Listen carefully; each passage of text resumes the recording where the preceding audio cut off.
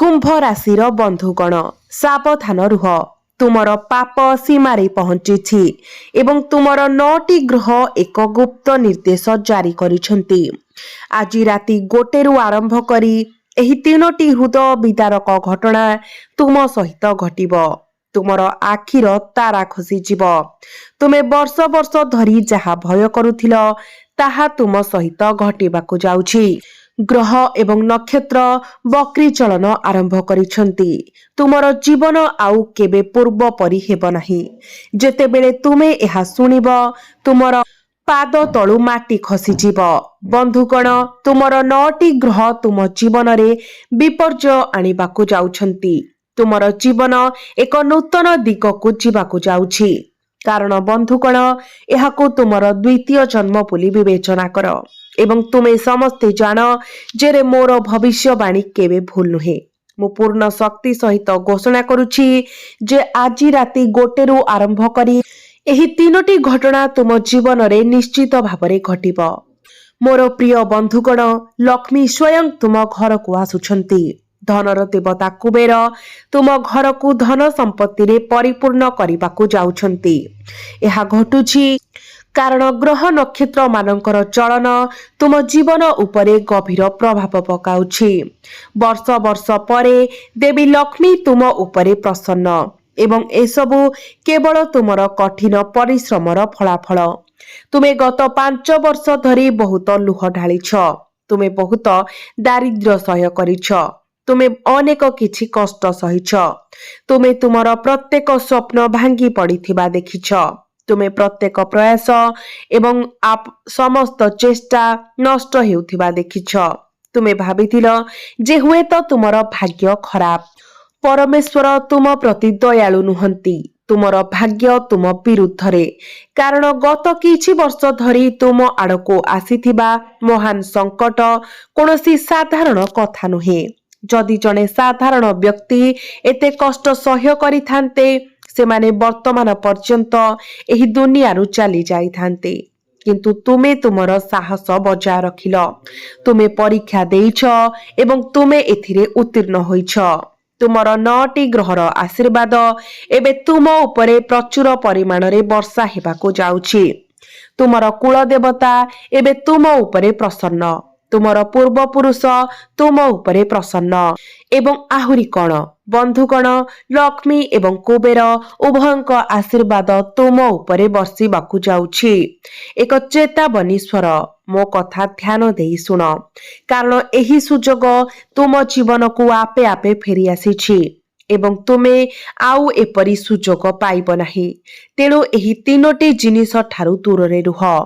एही 3टी जिनिस जदि तुमे एही 3टी जिनिसर निकटतर हुआ जहा मध्यरु प्रथमटी हेउछि जड़े महिला। जदि तुमे सेही महिलांक निकटतर हुआ जदि तुमर सेही महिलांक सहित संपर्क अछि जदि तुमे सेही महिलांक सहित प्रेम रे पड़ी जाओ तेबे बंधुगण तुमर समस्त गुण तुमर समस्त भल काम नष्ट होइजिब। तुम पक्षरे ठिया होइथिबा 9टी ग्रह तुम उपरे प्रसन्न थिबा मां लक्ष्मी तुम उपरे आशीर्वाद वृष्टि करुथिबा कुबेर समस्ते तुम विरुद्ध रे होइजिबे। तेनु मु तुमको जे महिलांक विषय कहूछि ता ठारू निजको दूरेई रखिबा तुमर सर्वोत्तम हित हेब। तांको सहित संपर्क छिन्न कर। एवं द्वितीय कथा तुमर एक खराब अभ्यास एवं सेही खराब अभ्यास एपरी जे तुमे मृत्युवरण करिबा समय मध्य अर्थात जेतेबेले तुमे शेष निश्वास नेउछ तुमे तुमर प्रियजनक विषय चिंता करिब। तुमे अन्य मानक विषय चिंता करिब। तुमे केबे भी निज विषय भाबिब नाही। एबे मध्य तुमर समग्र जीवन रे धरा जाऊ तुमर जीवन काल 40 वर्ष। एबे तुमे 40 वर्ष बंचिछ। मते कुह जे सेही 40 वर्ष रे तुमे निज पाई कोन करिछ। तुमे केबे निजको खुशी करिछ कि? तुमे केबे निजको खुशी करिबा पाई आवश्यक कार्य करिछ कि? धर तुमे किछि भलो खाइबाको चाहुछ तुमे ताहा खाइछ कि? तुमे सब बेले आत्मसंतोषर जीवन बंचुछ। तुम पसंद करिथिबा पोशाक केबे निज पाई किनि नाह भाबी जे एथिरे टंका नष्ट हेब। ତୁମେ ପସନ୍ଦ କରିଥିବା ଗାଡି କିଣି ନାହ ଭାବି ଯେ ଏଥିରେ ଟଙ୍କା ନଷ୍ଟ ହୋଇଯିବ। ଏହି ଟଙ୍କା ମୋ ପରିବାର ଏବଂ ମୋର ଭବିଷ୍ୟତ ପାଇଁ ଉପଯୋଗୀ ହେବ। ତୁମେ ସବୁବେଳେ କେବଳ ତୁମର ପ୍ରିୟଜନଙ୍କ ବିଷୟରେ ଭାବୁଥିଲ। ତୁମେ କେବେ ନିଜ ଜୀବନ ବିଷୟରେ ଭାବୁନଥିଲ। ତୁମେ ସେହି 4 ଜଣଙ୍କ ବିଷୟରେ ଭାବୁଥିଲ। ସେମାନେ କଣ କହିବେ? ଘରର ଲୋକମାନେ କଣ କହିବେ? ତୁମେ ସବୁବେଳେ ଲୋକଙ୍କ ବିଷୟରେ ଭାବୁଥିଲ ଏବଂ ତୁମେ ତୁମର ଜୀବନର ଅଧାରୁ ଅଧିକ ଏହିପରି ବିତାଇଲ। ତୁମେ କେବେ ପ୍ରକୃତରେ ଖୁସି ନଥିଲ। ତୁମେ କେବଳ ତୁମ ମୁହଁରେ ହସ ରଖିଛ, କିନ୍ତୁ ତୁମେ କେବେ ହୃଦୟରୁ ଖୁସି ହୋଇଛ କି? ବର୍ଷ ବର୍ଷ ହେଲାଣି ତୁମେ ଖୁସି ନାହଁ। କିନ୍ତୁ ମୋତେ କୁହ, ଏତେ ବର୍ଷ ଧରି ତୁମେ ଯେତେ ବଳିଦାନ ଦେଇଛ, ତୁମର ସ୍ୱପ୍ନ, ତୁମର ହସ, ତୁମର ସୌକ, ପ୍ରତିବଦଳରେ ତୁମେ କଣ ପାଇଲ? କେବଳ ମୋତେ କୁହ। ଯେଉଁ ପ୍ରିୟଜନ ମାନଙ୍କ ପାଇଁ ତୁମେ ତୁମର ଜୀବନକୁ ଦବାଇ ଦେଇଛ, ତୁମର ଜୀବନକୁ ବଳିଦାନ ଦେଇଛ, ସେମାନେ କଣ ତୁମକୁ ପ୍ରତିବଦଳରେ କିଛି ଦେଇଛନ୍ତି? ସେମାନେ ତୁମକୁ କିଛି ଦେଇନାହାନ୍ତି। ତୁମର ପୁଅ, ତୁମର ପରିବାର ମଧ୍ୟ ତୁମକୁ ପ୍ରତିବଦଳରେ କିଛି ଦେଇନାହାନ୍ତି।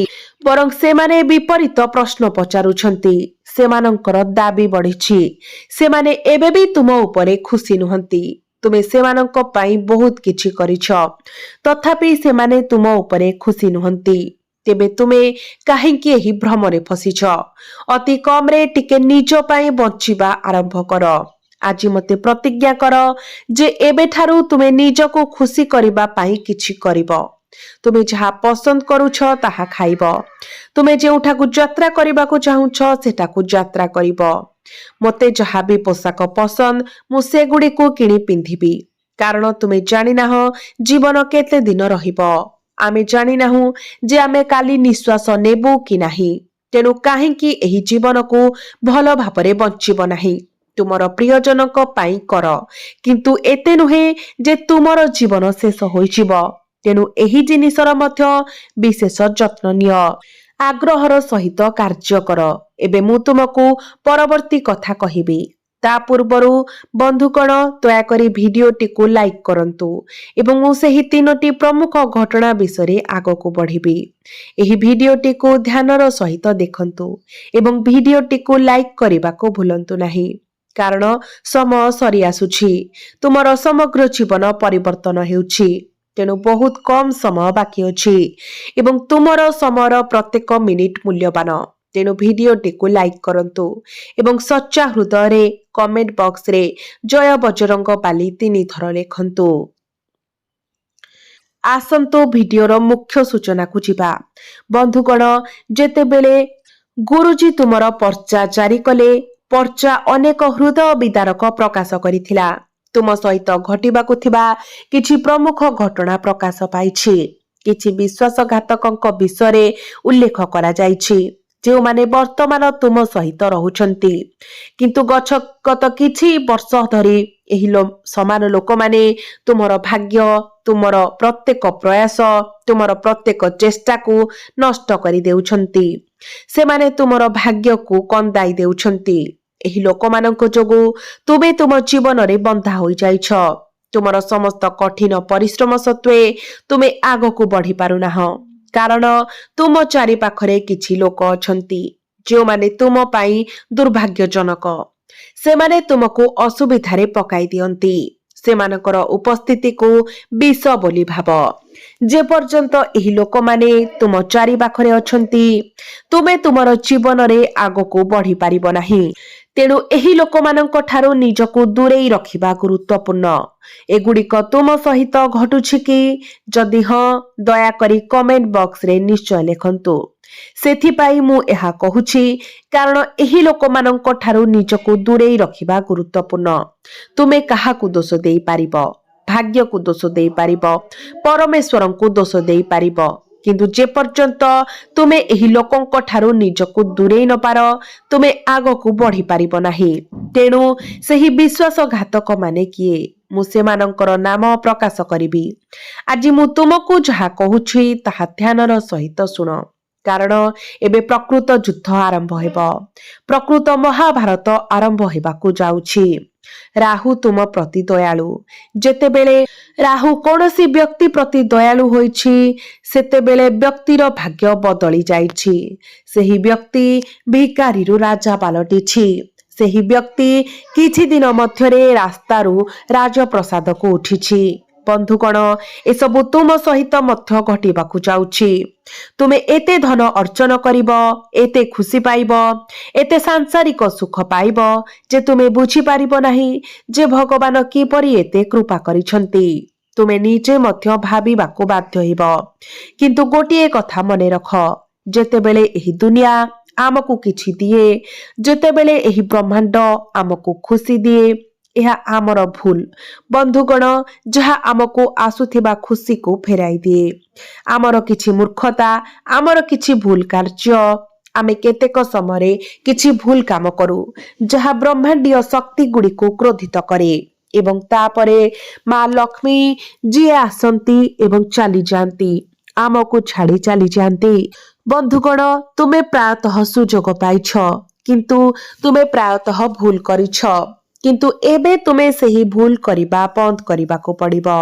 ତୁମେ କ'ଣ କରିବା ଉଚିତ ନୁହେଁ?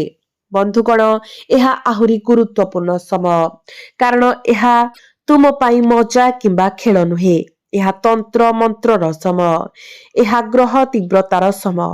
ଯଦି ତୁମେ ଏହି ସମୟରେ ଭୁଲ କର ତେବେ ତୁମକୁ କ୍ଷମା ମିଳିବ ନାହିଁ। ବନ୍ଧୁମାନେ, ଶୁକ୍ର ଯିଏକି ହେଉଛନ୍ତି ଧନର କାରକ ଗ୍ରହ, ଶୁକ୍ର ଯେଉଁ ଗୃହରେ ଅବସ୍ଥିତ ତାହା ପୂର୍ବାନୁମାନ କରିପାରିବ ଯେ କେଉଁ କାର୍ଯ୍ୟ ଆପଣଙ୍କୁ ବହୁତ ଟଙ୍କା ରୋଜଗାର କରାଇପାରିବ। ପ୍ରଥମ ଘର ହେଉଛି ଶୁକ୍ର। ଯଦି ଆପଣ ଶୁକ୍ରକୁ ଶକ୍ତିଶାଳୀ କରିବାକୁ ଚାହୁଁଛନ୍ତି ତେବେ ଆପଣ ନିଜେ ଟଙ୍କା ରୋଜଗାର କରିପାରିବେ। ଆପଣ ବହୁତ କମ୍ ପରିଶ୍ରମରେ ଟଙ୍କା ରୋଜଗାର କରିବା ଆରମ୍ଭ କରିବେ। ଆପଣ ନିଜ ଭିତରେ ଏକ ତେଜ ବିକଶିତ କରିବେ। ଆପଣ ଲୋକଙ୍କ ମଧ୍ୟରେ ନିଜ ପାଇଁ ଏକ ସ୍ଥାନ ତିଆରି କରିପାରିବେ। ଆପଣ ନିଜ ପାଇଁ ଲୋକଙ୍କ ହୃଦୟରେ ଏକ ସ୍ଥାନ ତିଆରି କରିପାରିବେ। ଆପଣ ଧନ ଏବଂ ପରିବାରର ଆନନ୍ଦ ଅନୁଭବ କରିବେ। ତେଣୁ ଶୁକ୍ରଙ୍କୁ ଶକ୍ତିଶାଳୀ କରିବା ଅତ୍ୟନ୍ତ ଗୁରୁତ୍ୱପୂର୍ଣ୍ଣ। ଆପଣ ଶୁକ୍ରଙ୍କୁ କିପରି ଶକ୍ତିଶାଳୀ କରିବେ? ମୁଁ ଆପଣଙ୍କୁ କହିବି, ଆପଣ ରୂପା ପିନ୍ଧିବା ଆରମ୍ଭ କରନ୍ତୁ। ହଁ ବନ୍ଧୁଗଣ, ରୂପା କଙ୍କଣ କିମ୍ବା ରୂପା ମୁଦି। ବିଶ୍ୱାସ କରନ୍ତୁ, ଆପଣଙ୍କର ଶୁକ୍ର ବହୁତ ଶୀଘ୍ର ଶକ୍ତିଶାଳୀ ହେବେ ଏବଂ ଆପଣ ଦେବୀ ଲକ୍ଷ୍ମୀଙ୍କ ଆଶୀର୍ବାଦ ପାଇବାକୁ ଆରମ୍ଭ କରିବେ। କିନ୍ତୁ ସାବଧାନ, ଆଗାମୀ 7 ଦିନ ମଧ୍ୟରେ ହଠାତ୍ ଏକ ବଡ଼ ବିପଦ ଆପଣଙ୍କ ଜୀବନରେ ଆସିପାରେ। ଏପରି ଏକ ବିପଦ ଯାହା ଆପଣଙ୍କୁ ଆପଣଙ୍କ ଜୀବନର ସମସ୍ତ ଖୁସିକୁ ଭୁଲାଇ ଦେବ ଏବଂ ଆପଣ ସେହି ବିପଦରେ ଫସିଯିବେ। ସେହି ଘଟଣା, ଏହି ବିପଦ ଆପଣଙ୍କର ନିଜସ୍ୱ କିଛି ଭୁଲ ଯୋଗୁଁ ଆସିବ। ଆପଣ ଏପରି କିଛି କରିବେ ଯାହା ଏହି ବିପଦକୁ ଆପଣଙ୍କ ଜୀବନରେ ଆଣିବ ଏବଂ ସେହି ବିପଦ ଆପଣଙ୍କୁ ଦୀର୍ଘ ସମୟ ପାଇଁ କଷ୍ଟ ଦେବ, ଆପଣଙ୍କ ସୁଖ ଏବଂ ଶାନ୍ତିକୁ ହରଣ କରିବ। ତେଣୁ ବନ୍ଧୁଗଣ, ଏପରି ପରିସ୍ଥିତିରେ ଆପଣ କିଛି ଭୁଲ କରିବା ଉଚିତ ନୁହେଁ। ଏବେ ଆପଣ କେଉଁ ଭୁଲ କାମ କରିବା ଉଚିତ ନୁହେଁ? ବହୁତ ଧ୍ୟାନର ସହିତ ଶୁଣନ୍ତୁ। ଯଦି 2 ଜଣ ଲୋକ ଝଗଡ଼ା କରୁଛନ୍ତି ତେବେ ହସ୍ତକ୍ଷେପ କରିବାକୁ ଚେଷ୍ଟା କରନ୍ତୁ ନାହିଁ, ନଚେତ୍ ପରିସ୍ଥିତି ଆପଣଙ୍କୁ ପ୍ରଭାବିତ କରିପାରେ। ଆପଣଙ୍କର କଥାବାର୍ତ୍ତା ପ୍ରତି ବିଶେଷ ସତର୍କ ରୁହନ୍ତୁ। ଝଗଡ଼ାର ସମ୍ଭାବନା ଅଛି। ଗାଡ଼ି ଚଳାଇବା ସମୟରେ ସତର୍କ ରୁହନ୍ତୁ, କାରଣ ଗାଡ଼ି ଚଳାଇବା ବେଳେ ଆପଣ ଦୁର୍ଘଟଣାଗ୍ରସ୍ତ ହୋଇପାରନ୍ତି। ଆପଣଙ୍କୁ କୋର୍ଟ ଯିବାକୁ ପଡ଼ିପାରେ। ଦୀର୍ଘ ସମୟ ପାଇଁ ଆପଣଙ୍କର ଟଙ୍କା ହରାଇବାକୁ ପଡ଼ିପାରେ ଏବଂ ଆପଣଙ୍କ ମାନସିକ ଶାନ୍ତିକୁ ମଧ୍ୟ ବଳିଦାନ ଦେବାକୁ ପଡ଼ିପାରେ। ବନ୍ଧୁଗଣ, ମନେ ରଖନ୍ତୁ, ଯାହା ହେବ ତାହା ହେଉଛି ଯେ ଆପଣ ଘରେ ନେଉଥିବା ଯେକୌଣସି ନିଷ୍ପତ୍ତି, ଏପରିକି ଆପଣଙ୍କ ପରିବାରରେ ମଧ୍ୟ ସତର୍କତାର ସହିତ ନେବା ଉଚିତ, କାରଣ ଏକ ଛୋଟ ଭୁଲ ନିଷ୍ପତ୍ତି ମଧ୍ୟ ଆପଣଙ୍କ ସମଗ୍ର ପରିବାରକୁ ନଷ୍ଟ କରିପାରେ। ବିଶେଷ କରି ଏହି ସମୟରେ ଯେକୌଣସି ବଡ଼ ଘଟଣା କିମ୍ବା ନିଷ୍ପତ୍ତିକୁ ସ୍ଥଗିତ ରଖନ୍ତୁ। ଯଦି ଆପଣ ବିବାହିତ ତେବେ ଅତ୍ୟନ୍ତ ସତର୍କ ରୁହନ୍ତୁ। ଯେକୌଣସି ଭୁଲ ଆପଣଙ୍କର ସମ୍ପର୍କ ଏବଂ ଆପଣଙ୍କ ପରିବାରକୁ ନଷ୍ଟ କରିଦେବ। ଫାଟ, ଝଗଡ଼ା, ଯୁକ୍ତିତର୍କ ଏବଂ ସମ୍ପର୍କ ଭାଙ୍ଗିପାରେ। एसबु आपणकर समग्र जीवन को नष्ट करदेव। आपणकर व्यवसाय, आपणकर चाकरी, आपणकर काम एवं आपणकर वृत्ति सबु प्रभावित हेब। तेणु एही किछि जिनिस विषय आपणको बहुत सतर्क रहिबाको पड़िबो। एही किछि भूल आपणको एड़ाइबा उचित, नचेत आपण गंभीर समस्यार सम्मुखीन हेबे। बंधुगण, आपणक जीवन रे सबुठारु बड़ विपर्जय आसीपारे। आपण बहुत समय पई चिंता करिबाको बाध्य हेबे। मु एबे कोन करिबा उचित, एबे मो जीवन रे कोन हेबो, एपरि परिस्थिति सृष्टि होई पारे। तुमको तुमर टंका विनियोग करिबाको पड़ी पारे। तुमे तुमर आराम एवं शांति हराई पार। तुमको तुमर रातिर निद्रा को मध्य बलि देबाको पड़िबो। एपरि परिस्थिति रे तुमे बहुत सतर्क रहिबाको पड़िबो। जदि मु शांति विषय कथा हुए तुमे शांति पाइबो। तुमे एहाको किपरि पाइबो, एही कथा मने रख। जड़े व्यक्ति जेते धन अर्जन कले मध्य जदि से राति रे शांति रे सोई पारिबो नाही, तेबे सेही धन अर्थहीन। जदि तुमर अकाउंट रे लक्ष लक्ष कोटी टंका संपत्ति अछि एवं तुमे राति रे भलरे सोई पारुना, तेबे तुमे कोन करिबो? सेही धन तुम पाई अदरकारी। एवं जदि तुमर कोनोसी संपत्ति नाही, केवल अल्प टंका अछि एवं तुमे राति रे भलरे सोई पारुछ, तेबे तुमे प्रकृतरे धनी। बंधुगण, तुमर एक छोट परिवार अछि। तुमर स्त्री एवं पिला माने तुमर परिवार। तुमर पिता माता अछंती, समस्ते शांति रे रहुछंती। तुमर कोनोसी दाबी नाही, बड़ स्वप्न नाही, केवल शांति रे रहुछंती। तेणु एथिरे तुमे हेउछ प्रकृत राजा, तुमे हेउछ प्रकृत धनी व्यक्ति। किंतु जदि आमे टंका विषय कथा हेबा, तेबे समय आसी जाइछि। टंका रोजगार करिबार सुजोग मध्य बहुत कम। एही आगामी वर्ष टंका रोजगार करिबार समय। वर्ष आरंभरू तुमे केवल टंका हराइछ, किंतु एबे टंका रोजगार करिबार समय आसीछि। तेणु मो मतरे तुमे एही समय नष्ट करिबा उचित नुहे। यथा संभव टंका रोजगार करिबा उपरे ध्यान दियो। टंका हेउछि गुरुत्वपूर्ण, एहा सत्य। जड़े व्यक्ति को तांको कष्टकर समय समर्थन मिलिबा पाई यथेष्ट टंका रोजगार करिबा उचित। अन्य केही तांको समर्थन करंतु कि नाही, अति कम रे तांको टंका तांको समर्थन करिबो। तेणु बंधुगण, एहा मने रखंतु। वर्तमान परवर्ती कथा बहुत ध्यान देई सुनंतु। आजिकाली तुमे अधिक कहिबा उचित नुहे। विशेष करी तुमे अधिक कहिबा जोगु तुमर समस्या सृष्टि होई पारे। तुमे केवल चुप रहिबा उचित एवं तुमर काम एवं व्यवसाय उपरे ध्यान देबा उचित। तुमे तुमर परिवार रे खुशी रहिबा उचित। तुमे जेते अधिक कथा कहिबो, तुमर जीवन रे भूल हेबार संभावना सेते कम रहिबो।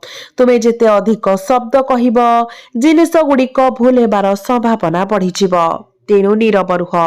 जेतेबेले तुमे नीरव होई तुमर काम जारी रखिबो, तुमे बहुत किछि सुनी पारिबो एवं देखि पारिबो। जे सब बेले कथा कुहे, से किछि देखि पारे नाही किंबा सुने नाही। से माने निज दुनिया रे मग्न होई जानती। किंतु तुमे जेते कम कथा कहिबो एवं तुमर कार्य उपरे जेते अधिक ध्यान देबो, ताहा तुम पाई सेते भलो हेबो। तुमे एबे जहा पाउछ, ताहा तुम पाई सर्वोत्तम। तुमे एहा जानि न थाओ, किंतु जिए तुमको एहा देउछि, से एहा भलो भापरे जानती। सर्वदा गोटिए कथा मने रखंतु। एही आगामी समय तुम ठारू केवल गोटिए जिनिस दाबी करे। जदि तुमर कोनोसी कार्य समय मध्यरे समाप्त हेउ नाही, तेबे धैर्य रख। धैर्य हेउछि एकमात्र भलो जिनिस जहा तुम पाखरे अछि। जदि तुमे धैर्यवान, तेबे तुमे जहा चाहुछ ताहा पाइबो। कारण शीघ्रता भविष्यतरे सब किछि नष्ट करिदेब। शीघ्रतारे किछि हेब नाही। तुमे जहा करूछ ताहा सतर्कतार सहित कर। याकु सचेतन भावरे कर। धीरे धीरे कर। जदिओ गोटिए दिन पाई, 2 दिन, गोटिए मास पाई किंबा 2 मास किंबा गोटिए वर्ष पाई, तुमे जहा कर ताहाकु स्थायी भावरे कर।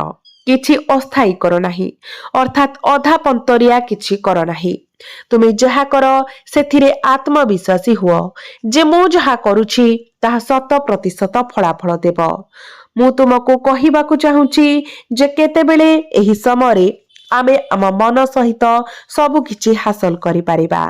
ଯଦି ତୁମର ମନ ଇଚ୍ଛା କରେ ତୁମେ ରାଜା ହୋଇପାରିବ, କିନ୍ତୁ ଯଦି ତୁମର ମନ ଇଚ୍ଛା କରେ ତାହା ତୁମକୁ ଭିକାରୀରେ ପରିଣତ କରିପାରିବ। ତେଣୁ ତୁମକୁ ତୁମର ମନକୁ ନିୟନ୍ତ୍ରଣ କରିବାକୁ ପଡ଼ିବ। ତୁମ ଚାରିପାଖରେ ଏପରି ଅନେକ ଜିନିଷ ରହିବ ଯାହା ତୁମକୁ ଏପରି ଅନୁଭବ କରାଇବ ଯେ ତୁମେ ଆଗକୁ ବଢ଼ିପାରିବ ନାହିଁ। ମୁଁ ଆଉ କଠିନ ପରିଶ୍ରମ କରିପାରିବି ନାହିଁ, ମୁଁ କିଛି ହାସଲ କରିପାରିବି ନାହିଁ। ତୁମେ ଏପରି ଅନୁଭବ କରିବ ଯେ ଗୋଟିଏ କଥା ମନେ ରଖ, ଯଦି ତୁମେ ଠିକ୍ ମାନସିକ ସ୍ଥିତିରେ ଅଛ, ଯଦି ତୁମେ ତୁମର ମନରେ ସଂକଳ୍ପ କରିଛ ଯେ ଭଲ ସମୟ ଆରମ୍ଭ ହେବାକୁ ଯାଉଛି, ମୋ ଜୀବନରେ ସବୁ କିଛି ଭଲ ଚାଲିଛି, ମୁଁ ଆସନ୍ତା ମାସରେ କିମ୍ବା ଏହି ମାସରେ ମଧ୍ୟ ବହୁତ ଟଙ୍କା ମୁଁ ମୋର ଭବିଷ୍ୟତ ଜୀବନକୁ ଆହୁରି ଭଲ କରିବି, ମୋର ହୃଦୟରେ ବିଶ୍ୱାସ ଅଛି ଯେ ମୁଁ ଏହା କରିପାରିବି, ମୁଁ ନିଶ୍ଚିତ ଭାବରେ ଏହା କରିବି। ତେଣୁ ବନ୍ଧୁଗଣ, ଗୋଟିଏ କଥା ମନେ ରଖନ୍ତୁ, ଯେତେବେଳେ ଆପଣ ଏହା ଭାବନ୍ତି ଏହା ଆପଣଙ୍କ ପାଖକୁ ଫେରି ଆସିବ। ଆପଣ ଯାହା ଭାବୁଛନ୍ତି, ଆପଣ ଆପଣଙ୍କ ହୃଦୟରୁ ଯାହା ଚିନ୍ତା କରୁଛନ୍ତି, ଆପଣ ଯାହା ବିଶ୍ୱାସ କରୁଛନ୍ତି ତାହା ଆପଣଙ୍କ ପାଖକୁ ଫେରି ଆସିବ।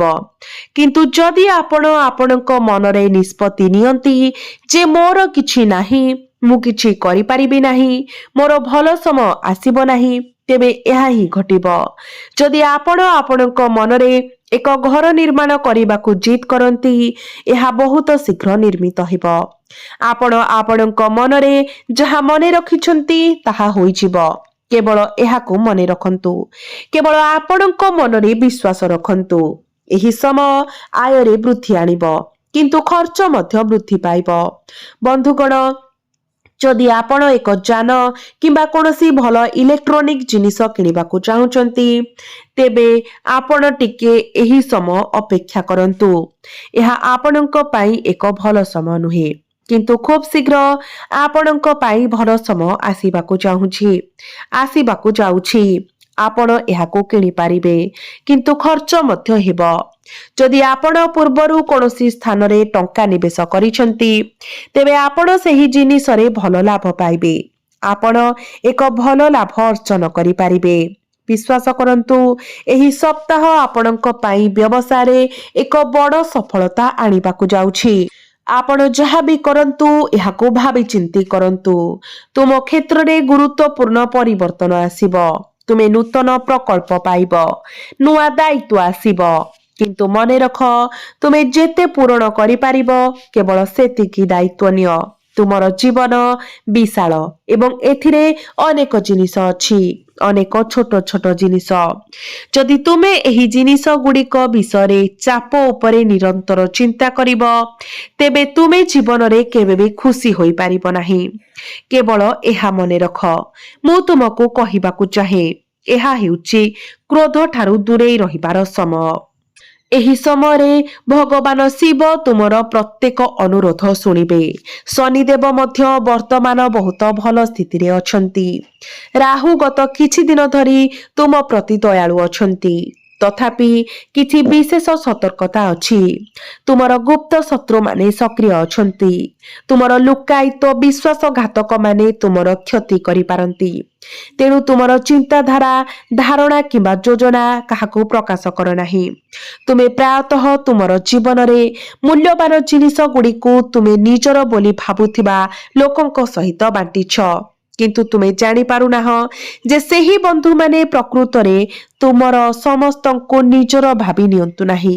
ଏହା ମନେ ରଖନ୍ତୁ, ଯଦି ଆପଣଙ୍କୁ କୌଣସି ଆଇନଗତ ଦଲିଲରେ ଦସ୍ତଖତ କରିବାକୁ ପଡ଼େ, ତେବେ ସତର୍କତାର ସହିତ ତାହା କରନ୍ତୁ।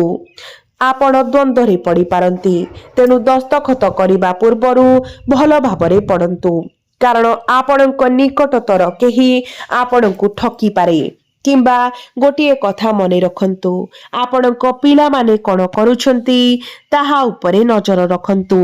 ବନ୍ଧୁମାନେ ଖରାପ ସାଙ୍ଗରେ ଆପଣଙ୍କର ପିଲାମାନେ ପଡ଼ିପାରନ୍ତି। କିମ୍ବା ଏପରି କିଛି କରିପାରନ୍ତି ଯାହା ଆପଣଙ୍କୁ ବହୁତ କ୍ଷତି ପହଞ୍ଚାଇବ। ସମାଜରେ ଆପଣଙ୍କର ପ୍ରତିଷ୍ଠା ଏବଂ ଆପଣଙ୍କର ପ୍ରତିଛବି ଖରାପ ହୋଇପାରେ। ଏହା ସହିତ ଆର୍ଥିକ କ୍ଷତି ହୋଇପାରେ। ଆପଣଙ୍କୁ କୋର୍ଟ ଜେଲ ମଧ୍ୟ ଯିବାକୁ ପଡ଼ିପାରେ। ଏବଂ ବନ୍ଧୁଗଣ, ମୁଁ ଆପଣଙ୍କୁ କହିବାକୁ ଚାହେଁ, ଏହା ଏପରି ଏକ ସମୟ ଯେତେବେଳେ ଆପଣ ଯଥାସମ୍ଭବ ହଳଦିଆ ପିନ୍ଧିବା ଉଚିତ। ଯଥାସମ୍ଭବ ହଳଦିଆ ରଙ୍ଗର ପୋଷାକ ପିନ୍ଧିବାକୁ ଚେଷ୍ଟା କରନ୍ତୁ, ଯାହା ଫଳରେ ଆପଣଙ୍କର ଗ୍ରହ ନକ୍ଷତ୍ର ସନ୍ତୁଳିତ ହେବେ। ଯଦି ଆପଣ କିଛି ଭଲ କାମ କରିବାକୁ ଯାଉଛନ୍ତି କିମ୍ବା ଯଦି ଏହା ଆପଣଙ୍କର ମୁଖ୍ୟ କାର୍ଯ୍ୟ, ତେବେ ସେହି କାମ ପାଇଁ ଯିବା ସମୟରେ ହଳଦିଆ ରଙ୍ଗର ପୋଷାକ ପିନ୍ଧନ୍ତୁ। ଯେତେବେଳେ ଆପଣ ଓସ୍ତ ଗଛ ମୂଳରେ ଦୀପ ଜାଳିବେ, ଶନିବାର ଦିନ ଓସ୍ତ ଗଛ ମୂଳରେ ଦୀପ ଜାଳନ୍ତୁ ଏବଂ ମଙ୍ଗଳବାର ଦିନ ହନୁମାନ ଚାଳିସା ପାଠ କରନ୍ତୁ। କେବଳ ଏହି ଦୁଇଟି ପ୍ରତିକାର କରନ୍ତୁ।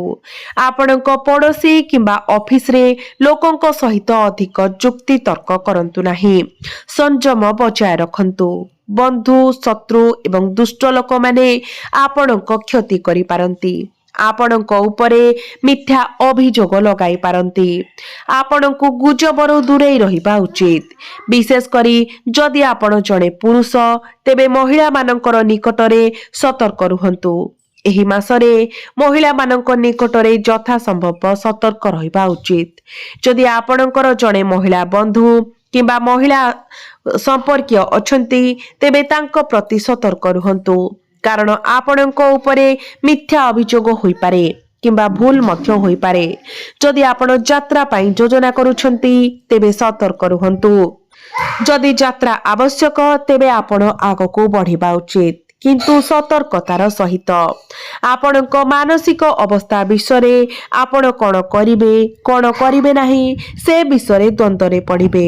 ଏବେ ଆପଣଙ୍କ ପାଇଁ ସବୁ କିଛି ଠିକ୍ ହେବ କି? ହୁଏତ କିଛି ଭୁଲ ସମସ୍ୟା ଉପୁଜିପାରେ, କିନ୍ତୁ ଯୋଗ ଅଭ୍ୟାସ କରନ୍ତୁ, ଧ୍ୟାନ କରନ୍ତୁ, ସବୁ କିଛି ଠିକ୍ ହୋଇଯିବ। ଯଦି ଆପଣଙ୍କର ଅତୀତର କୌଣସି କଥା ପାଇଁ ଅନୁତାପ ଅଛି, ତେବେ ଏହାକୁ ମନରୁ ବାହାର କରିବା ଅତ୍ୟନ୍ତ ଗୁରୁତ୍ୱପୂର୍ଣ୍ଣ। ତେଣୁ ବନ୍ଧୁଗଣ, ଏହି ସମୟ ଆପଣଙ୍କୁ କେବଳ ଗୋଟିଏ କଥା କହୁଛି, ଯଥାସମ୍ଭବ ଆପଣଙ୍କର ମନକୁ ସ୍ପଷ୍ଟ ରଖନ୍ତୁ।